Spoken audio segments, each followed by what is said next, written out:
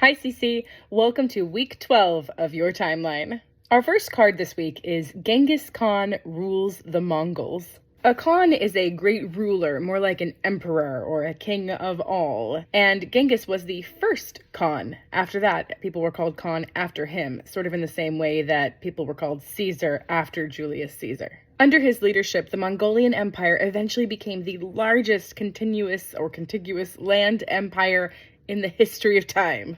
Learning about the life story of Genghis Khan feels like reading the greatest adventure story ever written. Listen to just a few of the details from his life. He was born into a wealthy and powerful family, and at 8 years old, he was betrothed to the daughter of another wealthy and powerful family. His new father-in-law insisted that the bride he was getting was of such great worth that he should actually stay and work at the house to pay off his wife's dowry, and Genghis agreed. I'm calling him Genghis even though that isn't the name he was born into. It just makes it easier to tell the story. On the return journey from that betrothal, Genghis's father ran into a group of travelers. Now, tradition held that any strangers you met on the Mongolian steppe had to be given hospitality, so he assumed that these people would take care of him. However, they recognized him as their former enemy, and they poisoned him. With his father dead, it was now time for Genghis to rule, but of course everyone assumed as an 8-year-old that he was too young. Families began to argue and vie for power, and eventually Genghis was abandoned on the Mongolian steppe.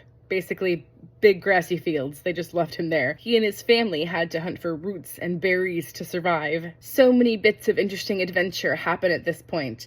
He hides in a river. He hides in a man's tent. He steals back horses that have been stolen from him. He makes a blood oath to some dear friends and becomes sort of sworn brothers with them for life. His wife from that earlier betrothal you just learned about gets kidnapped by her enemies and then has to make the return journey while pregnant. He gets captured by his enemies, and for one period of his life, it's possible he worked for them as a slave, but then he rose up and conquered them later. Tired of all this infighting between the Mongolian clans, Genghis makes it his life's purpose to unite all of those clans under one banner, his banner, and his family. In fact, his family becomes so prominent and so important that they're known as the Golden Family. Once Genghis is successful in uniting all of those Mongolian tribes, he makes the major figureheads of the families of those tribes his vassals. Remember, you just learned about feudalism in medieval Europe last week. So this is sort of the feudalism of Mongolia and much of Asia. Each of those prominent families or lords now owes Genghis Khan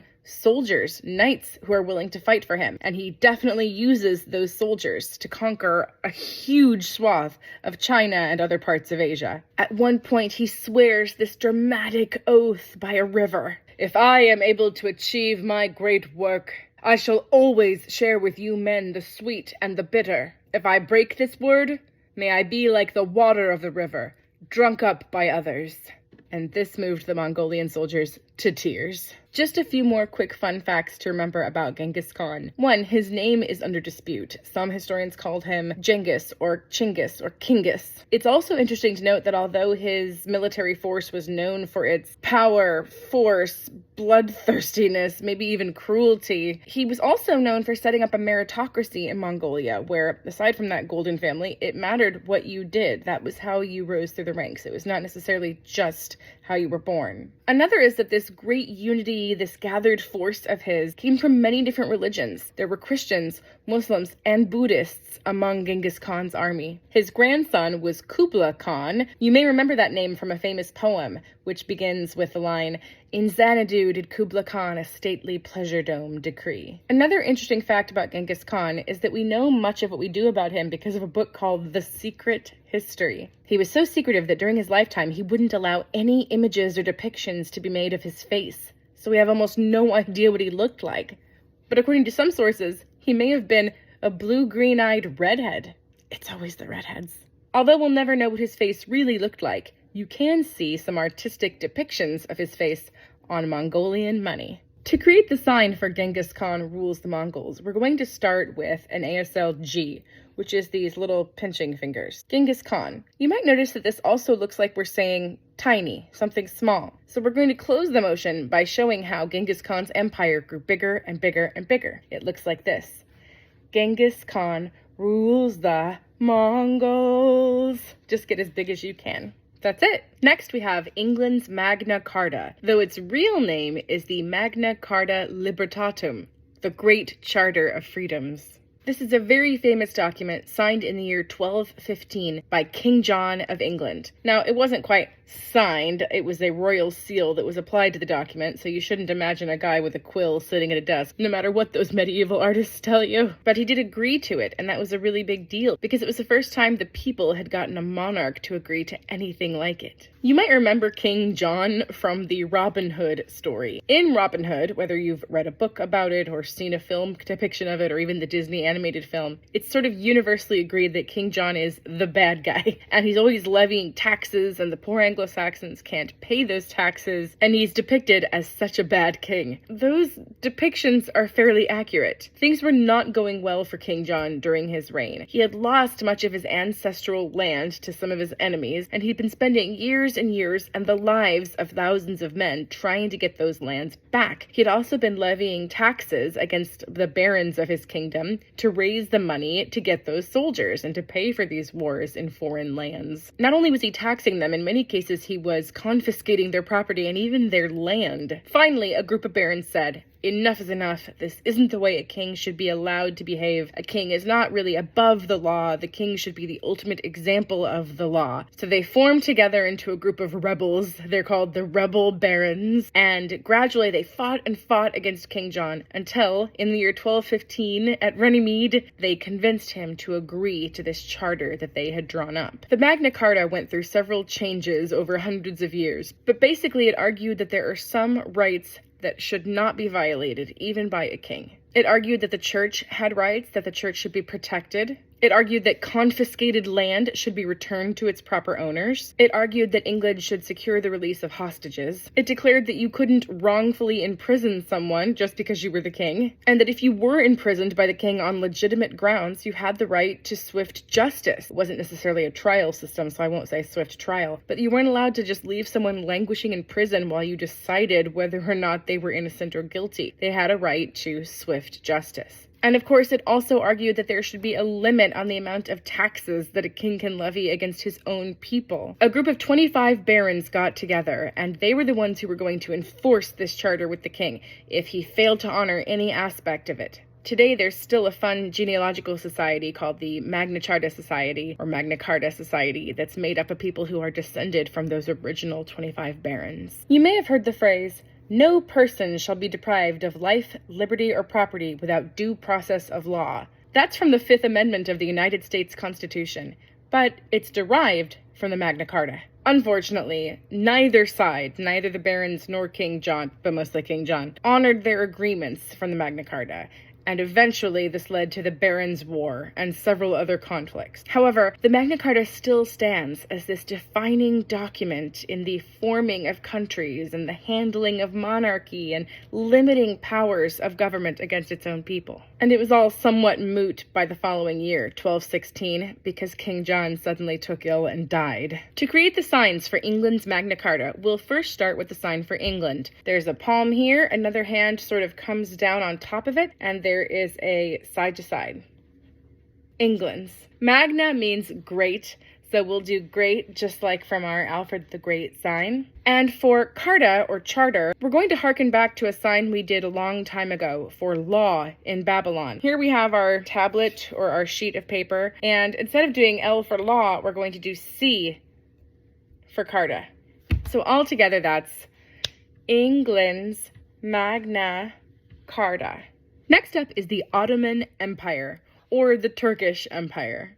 The name of this empire comes from Osman I. He was one of the first rulers to begin uniting the various city-states surrounding Turkey. However, although the empire is named after him, the most famous ruler of the Ottoman Empire is Suleiman the Magnificent. If you're into cheesy historical dramas made for TV, like me, then you might enjoy The Magnificent Century. It tells the story of Suleiman the Great and the generations after him, and it's full of drama and intrigue and the aesthetic beauty of the Ottoman Empire. Although we sometimes call this the Turkish Empire, the Ottoman Empire actually comprised much, much more territory than simply modern-day Turkey. It included much of Southeast Europe, West Asia, and North Africa. And it continued to expand and build upon its power from the 13th to the early 20th century. One of the aims of the expanding Ottoman Empire was to conquer and unite under the banner of Islam. So many of the territories that were conquered became Islamic. Just a few interesting facts about the empire. As it expanded, it was assisted by the Black Death. Because so many territories had been decimated by the presence of the Black Death,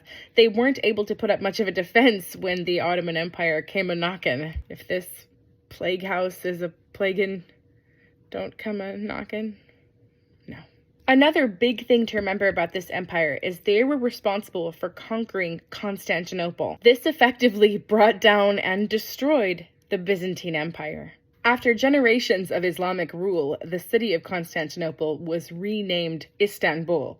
Now, this didn't happen until the 30s, so it's not as if Suleiman the Magnificent came in and changed the name of the city. But if you've ever heard the song, Istanbul, Constantinople, no, it's Istanbul, that song is basically referring to the major cultural shift that occurred when a formerly Christian empire, the Byzantine Empire, and its crown city became the crown city of a different empire. One really beautiful fact about the Ottoman Empire is that when they conquered Constantinople and destroyed the Byzantine Empire, they allowed the Eastern Orthodox Church to maintain its autonomy. They didn't destroy the church. All they asked is that the church submit to Ottoman authority. The Ottoman Empire lasted a long time. Some would argue that it began to decline after the death of Suleiman the Magnificent, but it wasn't officially ended until the 1920s. The Ottoman Empire is still remembered today for its beauty, elegance, and for the vastness of its expansion. A few signs ago, we took a small sign and expanded it to show a rising empire, and we're going to do that again. We'll take a small O and build it bigger and bigger and bigger. So we'll say Ottoman Empire.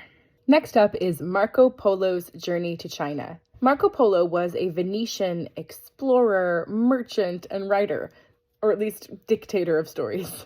He explored much of Asia along the Silk Road, had many fabulous adventures, and then recorded them all in a famous book called The Travels of Marco Polo. The book spread like wildfire to Western readers because through this book they were getting a glimpse of what had seemed to them the incredibly mysterious culture of the East. Marco spent the majority of his life traveling in these exotic foreign lands. He even met Kublai Khan, grandson of Genghis Khan, who was very impressed by his intelligence and humility. And no wonder, Marco spoke 4 languages and he'd been all over the world. The Khan had several missions for Marco Polo. One of them was that he wanted Marco to be his messenger and deliver his letters to the Pope. He also wanted some oil from the lamp of the Temple of Jerusalem brought back to him. He also wanted Marco, or the Pope, to send him 100 Christians who were well-versed in the 7 liberal arts: grammar, logic, rhetoric, geometry, arithmetic, music, and astronomy. Kublai Khan liked Marco Polo so much that he sent him on several diplomatic missions of this nature. In fact, he wouldn't let Marco or his family leave, not even when they asked permission several times to go back home to Venice. Eventually, it was a diplomatic mission that freed Marco Polo. He was tasked with escorting a Mongolian princess all the way to Persia. As soon as that journey was finished, Marco and his family made their escape. Back home, the Venetians gave Marco the nickname Millions or Miliones. Some people say this is because he was always talking about the great riches of the Khan, that his wealth was measured in millions. Others say it's because he was so fantastically wealthy and successful himself. And still others argue that it's just a family nickname based on the sound of his father's name. Still, Mr. Marco Millions is a pretty great nickname, no matter how they came up with it. Marco had been away for 24 years, and when he came home, his beloved Venice, was at war with Genoa. Marco joined the war effort and was quickly captured and imprisoned. It's okay, he got out, got married, had children, all is well. But while he was in prison, his cellmate happened to be a writer of romances, and Marco began to dictate his book to this cellmate. The cellmate copied down all of Marco's fantastical adventures, and eventually they were put together into a book. The book was translated into Latin by Dominican scholars, those fantastic Dominicans, the Order of Preachers or Order of Teachers. And then later it was translated into English, and it's still popular around the world today. Many different versions of the book exist because they'd been passed around as fragmented manuscripts and translated into other languages. And some have argued that the book sort of sensationalizes the things that happened to Marco Polo, that it exaggerates for dramatic effect. That's possible. But when Marco Polo was asked about this, he said, "I haven't even told you the half of the things I saw." It was because of Marco Polo's book that the West first learned about gunpowder, porcelain, and paper money. The book influenced map makers and adventurers like Christopher Columbus. And today Marco Polo is still regarded as a great adventurer. To do the sign for Marco Polo's journey to China, we're going to mimic the game Marco Polo, which is played in a swimming pool, and you close your eyes and people call Marco Polo, trying to find out where you are. This is, of course, because Marco Polo traveled around so much. To create the sign, we'll cover one eye, then the other, and then we'll uncover one eye and uncover the other. So all together, we have Marco Polo's journey to China. That's it. Next, we have the 100 Years' War and Black Death, which we shouldn't be so happy when we say it. The 100 Years' War and the Black Death. The 100 Years' War. It was sad. These are sad things. This wasn't actually one war, but a series of battles and wars fought between England and France through much of the late Middle Ages. The tensions of this war go back generations, but you can look at the Battle of Hastings on the Norman Conquest to get a good idea of how this started. When William the Conqueror came over, conquered England, and declared himself King of England, he was French. He was a vassal, in fact, to the French king. So we were in a strange position of having a king of England who was subservient to the king of France. You also had major powerful political figures in England who owned land and entire towns in France.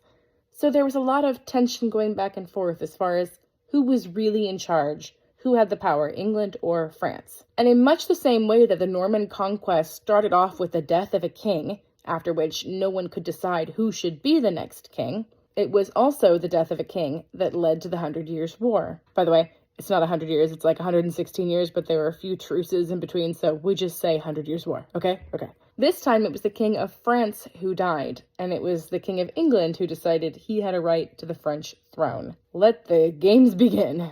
This was the conflict that just kept giving. By the time the last battle of the 100 Years' War was fought, 5 generations of English kings had fought, trying to take over France. For a while, it looked like England was going to win. They had tons of forces, and it almost seemed like the Black Death was on their side. Because while the Black Death did hit England very hard, it killed from 20 to 33% of their population. It hit France harder.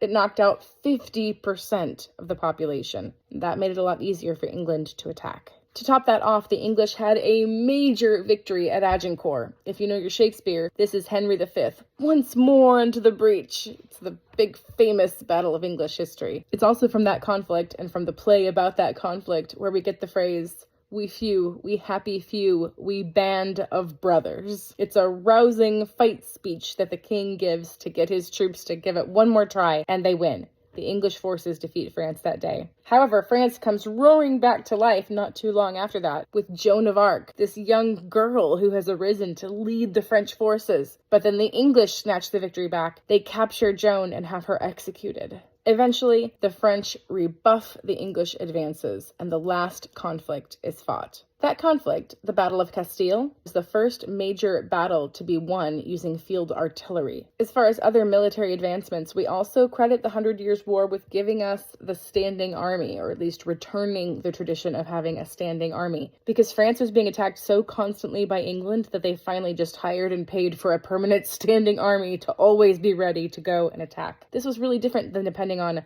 lords and vassals and knights to come because they'd been told they had to. So some credit the 100 Years' War with gradually putting an end to feudalism. Although the battles ultimately ended, there is still a long-standing cultural conflict between the English and the French. This comes up a lot in their opinions of each other and in their comedy. If you've ever seen Monty Python's Search for the Holy Grail, and then you've seen English comedic depictions of Frenchmen, and we can tell by this that the rift still exists, though it's playfully handled nowadays. To create the sign for the 100 Years' War and Black Death, we're going to do 100. That's 1 and then a C for 100. 100 Years War is this one. I think we've done it a few times, or at least we will. And for death, we're going to do the sign for death, which is your hands are going this way and then they flip over. Boom. We had life and it ended. So altogether, that's the 100 Years' War, and Black Death. Next we have the Renaissance, a period so beautiful and so big that the idea of trying to condense it into a little segment on this video makes me want to cry, but I'll do my best. The word Renaissance, or renaissance, means rebirth, and that's what it was. It was the idea that we were pulling out of the Middle Ages and starting something new, and we were going to do it by recognizing, reclaiming, and then surpassing all of the ideas of classical antiquity. The great achievers of the Renaissance wanted to out-Roman the Romans and out-Greek the Greeks. They wanted to take all that was beautiful about the ancient past and revive it and bring it back and do it even better. And the long story short is that it achieved just that. There is some debate as to why the Renaissance started. Was it because of something going on politically? Was it because of the Black Death? So many people died that now they were thinking about their lives in a new way. Was it caused by the fall of Constantinople and all of the Greek scholars who suddenly made their way back to Europe carrying these beautiful, classic, forgotten Greek texts? Was it the sharing of classical text from monasteries where they had always been lovingly preserved? And there's also some debate as to when the Renaissance started. There was no one big specific event that kicked it off. And in fact, the Renaissance did take place at completely different times based on which country we're discussing. It started in Italy and then began to spread and spread and spread and spread. It also took different forms. For example, in Italy, one of the major cores of the Renaissance was art and changes that happened in art. But in England, the core of the Renaissance was literary. That's how we got writers like Shakespeare. So it did look slightly different and start at a slightly different time based on what area we're discussing. But what is not up for debate is whether or not it was successful. The Renaissance was very successful at encouraging beautiful advances across so many different fields. I'll tell you about just a few of them. During the Renaissance, we relearned how to make concrete. It was this fantastic invention of the Romans that had been completely lost. We also learned and spread the use of perspective in oil painting, so that when you looked at a canvas from a Renaissance painter, it looked real. You could even be fooled by it. It was so beautiful and so true to life. Politics evolved. You might think of the political commentator and scholar Machiavelli. He wrote during the Renaissance. We had the architecture of Brunelleschi. He built that beautiful red dome that still rises over Florence today. We had the development of science and the scientific method, and Copernicus was a major forerunner of that. We had education reform, banking reform, and also the creation of movable metallic printing type, so that all of these ideas could be copied and spread to faraway places. In this period, we get famous names handed down to us.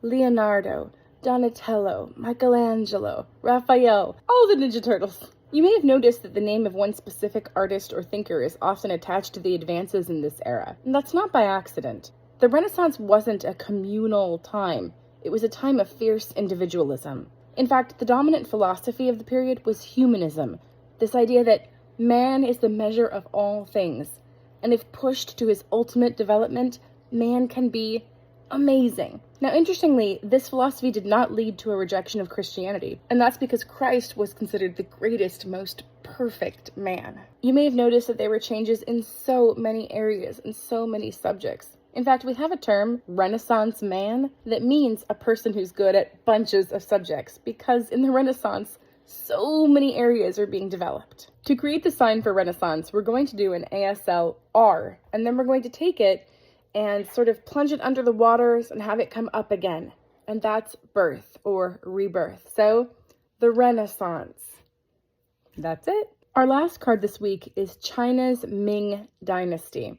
This was one of the cards that first made me really fall in love with the timeline, because I'd had no real conception that the Ming Dynasty, or the Ming vases or vases I'd heard of, all of that was happening at the same time as the Renaissance in Europe. And now, those two things are linked for me. So, thanks, timeline. I hope it's not too culturally insensitive to say that I now see the Ming Dynasty as a sort of extension of the Renaissance. So it wasn't just something happening in Italy and then Europe. Instead, it was much of the world going through this shift and rebirth. The Ming Dynasty is also called the Great Ming. It started with the fall of the Mongolian Empire and lasted from the 1300s to the 1600s. During that time, the population of China doubled. There were advances in drama, literature, porcelain artwork. Trade was expanded, and one of the most fun facts from this period is that trade with Colombia brought chili peppers to China. So if you love that spicy Szechuan food with the peppers, you have Colombia to thank for it. Well, Colombia and international trade. And the other major symbol of this period is the Great Wall of China itself. While of course borders existed before the Ming Dynasty, and there were some earthenwork walls that existed before the Ming, it was during the Ming Dynasty that beautiful, winding achievement of architecture that we know of as the Great Wall was built. We're going to use that image of the Great Wall to help us build our hand motions for this card. So first we'll do the sign for China. We've done this in the past. One button here, one button at this shoulder, and one button down lower at the waist. China. For Ming Dynasty, because we want to remember that Great Wall, we're just going to show a wall rising higher and higher. So all together it's China's Ming Dynasty. That's it. Ready to see it all put together? 3, 2, 1, go! Genghis Khan rules the Mongols. England's Magna Carta. Ottoman Empire. Polo's journey to China. 100 Years' War and Magna. The Renaissance. China.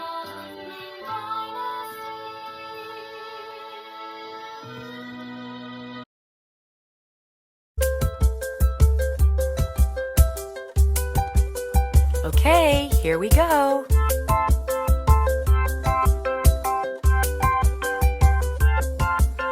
Timeline, this is my timeline. Timeline, this is my timeline. Timeline, timeline. We'll start at the beginning of the ages. Age of ancient empires. Creation to circa 450 AD. Creation and the fall.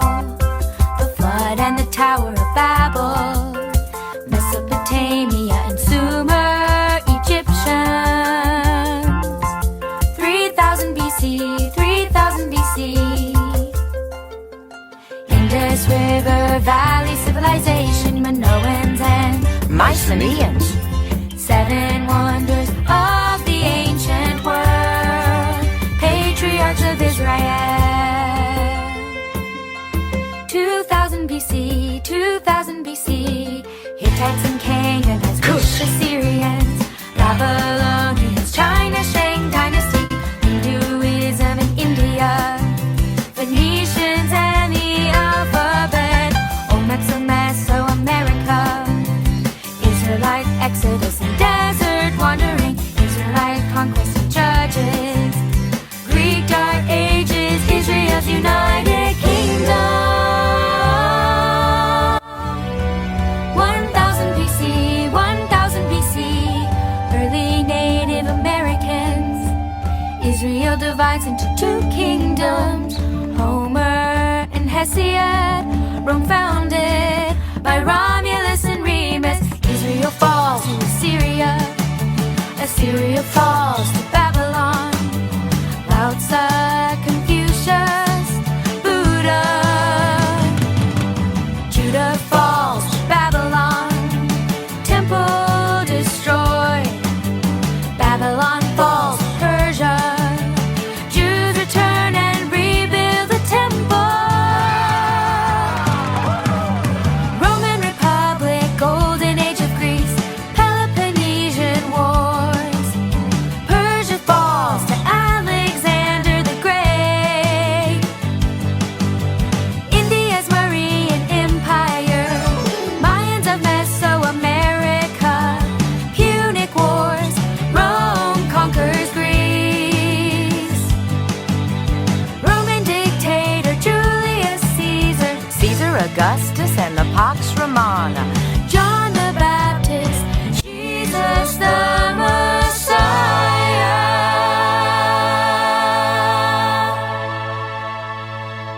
Year 1 AD, year 1 AD, year 1 AD. Pentecost and the early church. persecution spreads the gospel. Herod's temple destroyed by Titus. Diocletian divides the Roman Empire. Constantine legalizes Christianity. India's Gupta Dynasty. Council of Nicaea, Augustine of Hippo. Jerome completes the Vulgate. Visigoths at Rome.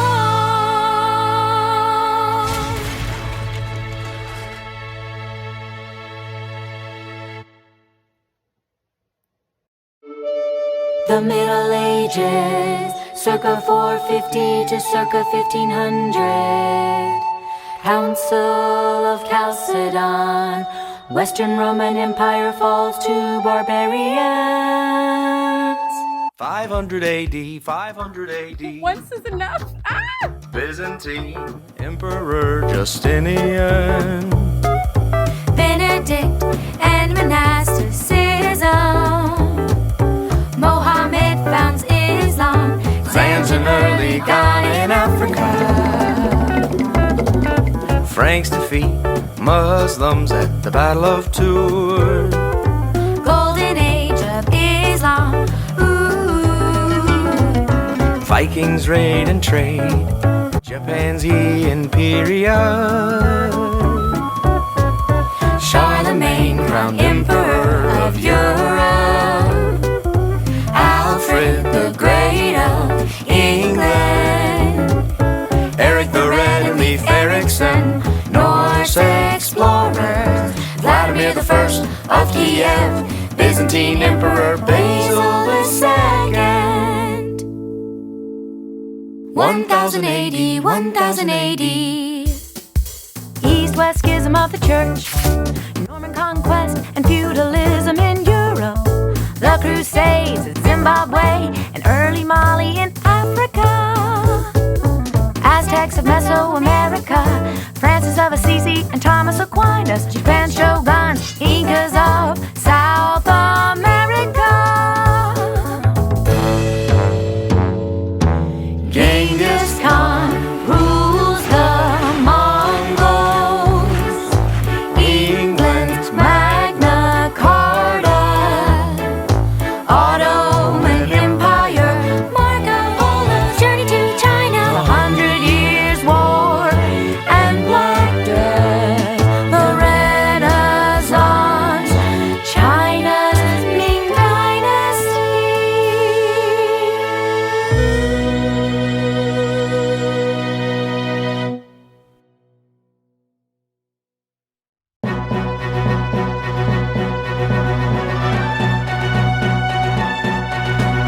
Age of exploration, circa 1400 to circa 1600.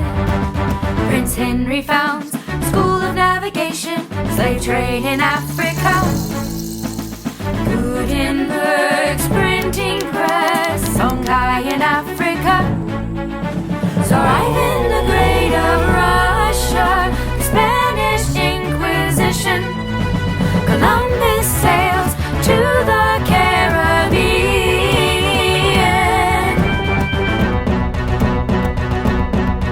1500 AD, 1500 AD. Age of absolute monarchs. circa 1500 to circa 1800. Protestant Reformation. Spanish conquistadors in the Americas. Calvin's Institutes of the Christian Religion. Council of Trent. The Baroque period of the arts. Japan's isolation. Jamestown and Plymouth colony founded. Age of Enlightenment, circa 1600.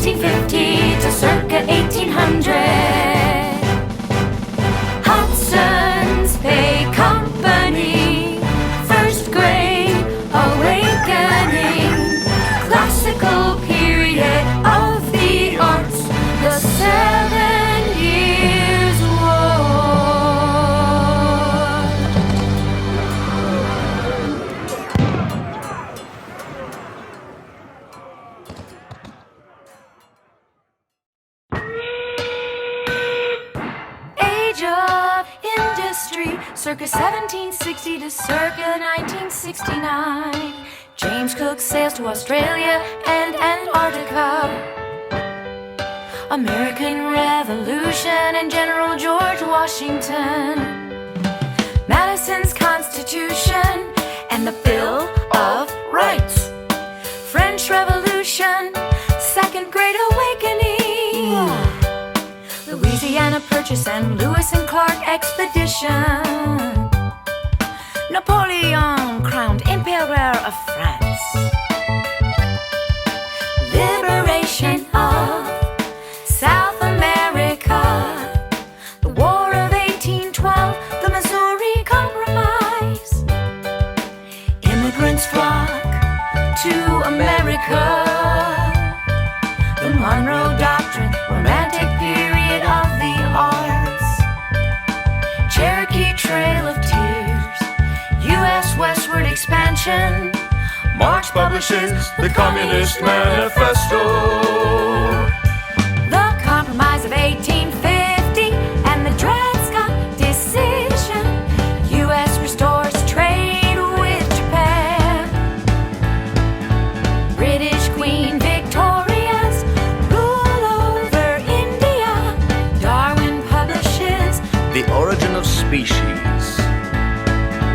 Lincoln's War between the states. Reconstruction of the southern states. Dominion of Canada. Otto von Bismarck unifies Germany. Wars in Africa. The Spanish-American War. The Progressive Era. Australia becomes a commonwealth. Mexican Revolution. World War I and President Wilson. Lenin and the Bolshevik Revolution in Russia. U.S. evangelist Billy Graham. Modern period of the arts. The Great Depression and the New Deal. World War II and President Franklin D. Roosevelt. Stalin of the USSR and the Katyn Massacre. The United Nations formed. The Cold War. Gandhi and India's independence. Jewish state established. Mao and communist victory in China. North Atlantic Treaty Organization. The Korean War. Martin Luther King Jr. and the Civil Rights Movement. Jim and Elizabeth Elliot, missionaries to Ecuador, the Antarctic Treaty, the Vietnam War. U.S. astronauts walk on the moon. On the LNP. Yeah. Age of information and globalization. Circa 1970 to the present. Watergate, President Nixon resigns. The best is au revoir. Fall of communism in Eastern Europe. European Union formed. Apartheid abolished in South Africa. 2000 AD, September 11th, 2001. Our fellow citizens are waiting. Rising tide of freedom, rising tide of freedom.